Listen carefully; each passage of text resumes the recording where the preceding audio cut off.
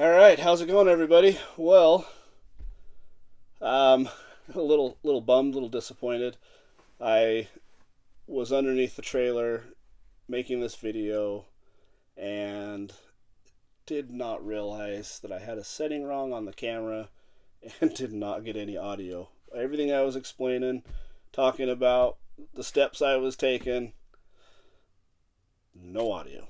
So, I'm just going to make a quick recap this video, what I've done, the products I've used, and I would love it if you guys have done something similar to this or have any questions on how it's worked for us. Leave a comment below and I'll respond. And yeah, so anyway, so what I did is I went to Home Depot and I bought some pipe insulation. This stuff is rated for outdoor use. I doubt it's rated for underneath the trailer use, but you know, I had a problem and I wanted to try to come up with a solution that was fairly inexpensive. So I got this at Home Depot, and I also on Amazon ordered this Frost King water pipe heat cable. This is 24 feet. It was a hair longer than I needed for our trailer. We have a Springdale 1860 SS, so it's about an 18-foot trailer. So towards the end, I had to get creative with the heat tape. But so what I did is I put a layer of this on one side, shoved the heat tape in between the two pipes,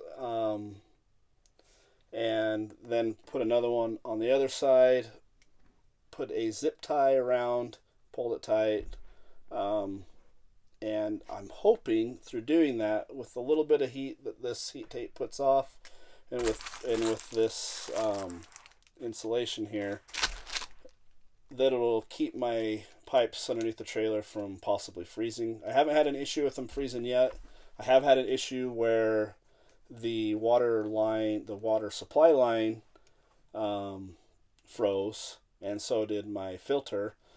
Wasn't a huge deal. Just unhooked it and let it thaw out inside the shower. So for now, when we do camp, when it gets below freezing, we just unhook the hose and bring it in.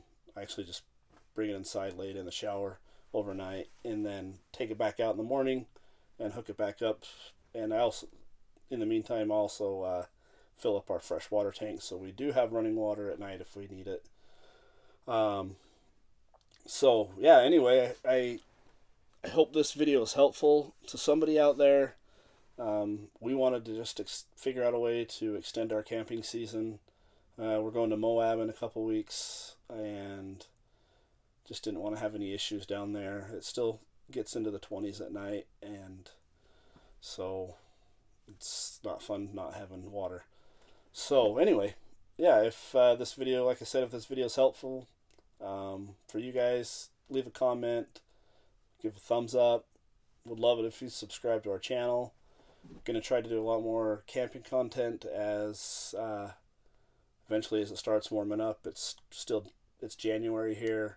It's 50 degrees today, so I thought I'd take advantage of a warmer day and get this little project done. So all right, well, just picking up this video. This is a few weeks later, but one last thing I wanted to do before we head down to Moab to do some camping in winter.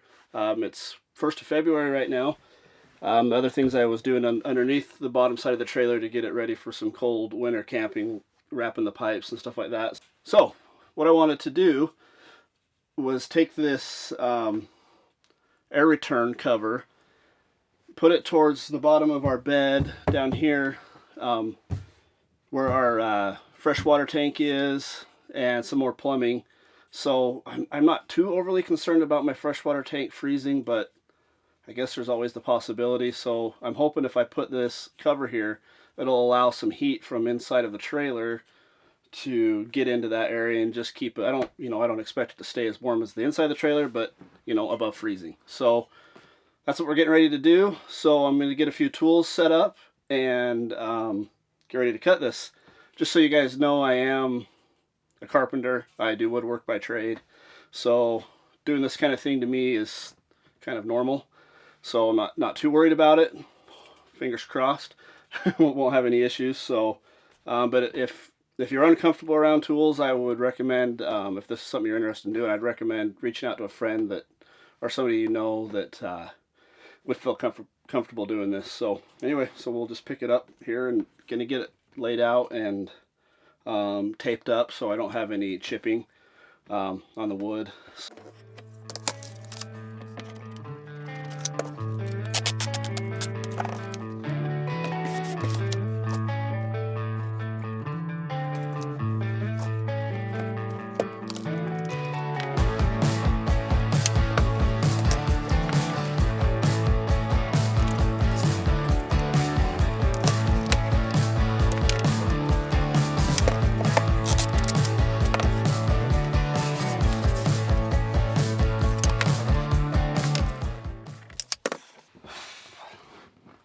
So basically what I'm doing right now is just laying it out where I want it, trying to figure out how high off of the floor I want it. Hopefully you guys can see what I'm doing down here.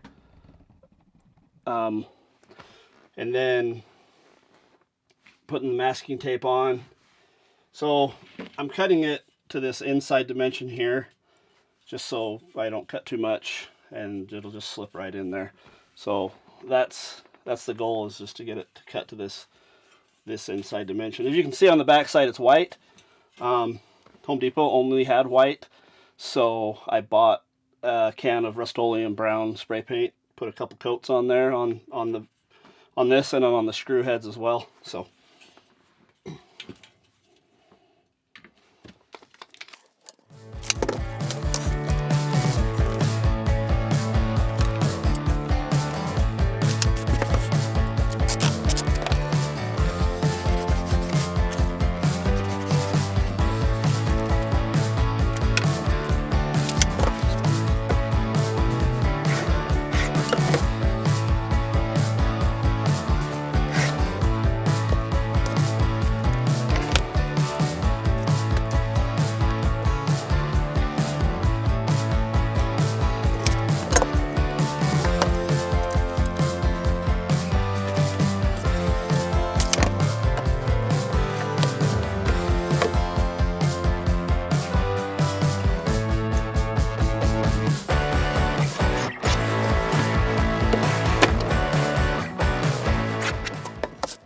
alright, so got that all laid out, ready to cut.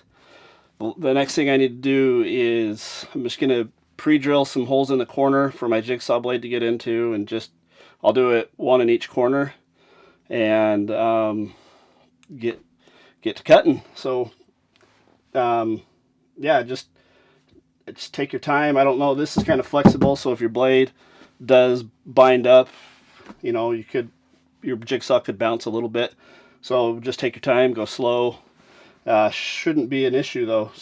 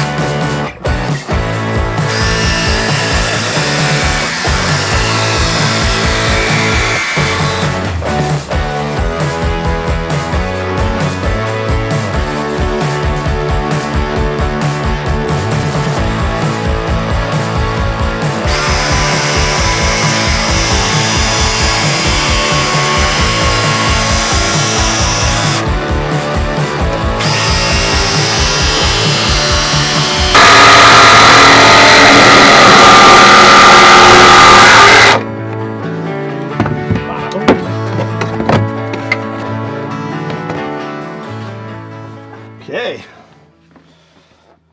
Well, I thought I had a little more room, but we're good. My blade didn't go in that far. So, I'll take the tape off. A little little bit of chipping, but not bad as it would be if we didn't put some tape on there and score it first. Probably could have scored this, but it looks all right. Make sure our cover fits in. Boom. Sweet. Yeah. I'm going to get that screwed on and see how it works.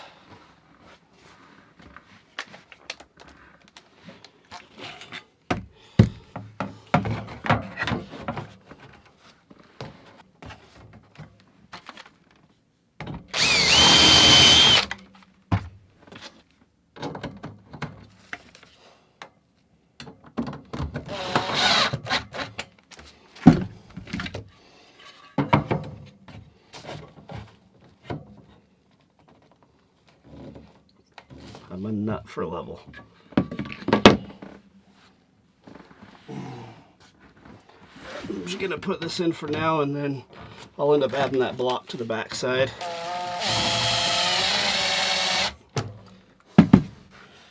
Well, there you have it. Hopefully this will do the trick. Okay, well, that was pretty easy. Took me, I don't know, maybe 10 minutes. Longest thing was to spray paint it and let it dry in between coats. So if you're looking for a way to take a little stress off of your stuff freezing underneath, this will hopefully help. I've seen other people when they'll do stuff like put lights underneath there that will put off some heat and keep it fairly warm. I just figured this would be easier for our situation. Everybody's situation is different, and this is the one that worked for us. So we're excited to try this out when we get to Moab on next week, and I'll update this. Well, actually, by the time I probably post this, we'll have been there. All right, so I just wanted to do a quick update. We just got back from Moab. It's been about 5-6 days, and just wanted to let you guys know how the cutout did and the pipe insulation underneath did for us while we were down there camping. So again, to let you guys know, it got down into the low to mid 20s at night. Had the wrap underneath done, and no issues there. Had it all plugged in at night. I just kept it plugged in all the time. From what I read, when it reaches a certain temperature, that heat tape turns on, and kept everything from freezing. Didn't have any issues with the fresh water tank underneath, with cutting the vent hole in there for some of the heat that's inside the trailer to get underneath there. And also, just to let you guys know, on the drive down, we were in a wicked snowstorm, snow, slush, everything. And as far as I can tell, everything with the insulation wrap underneath stayed together just fine. No issues, held on, didn't lose anything. So that's good news for me. I was worried that after that I might have to replace it or just ditch the whole idea. So far so good. So again, if this video was helpful to you guys, I would love your comments, thumbs up. Most importantly, if you guys would love it if you'd subscribe to our channel, and also make sure you hit that little notification bell so whenever we upload a video, you'll be notified. We try to do one once a week. So yeah, look forward to these Moab videos coming out soon. We run about 3 weeks to a month behind. So yeah, those should be coming out here in the next little while. So again, we'll see you guys next time.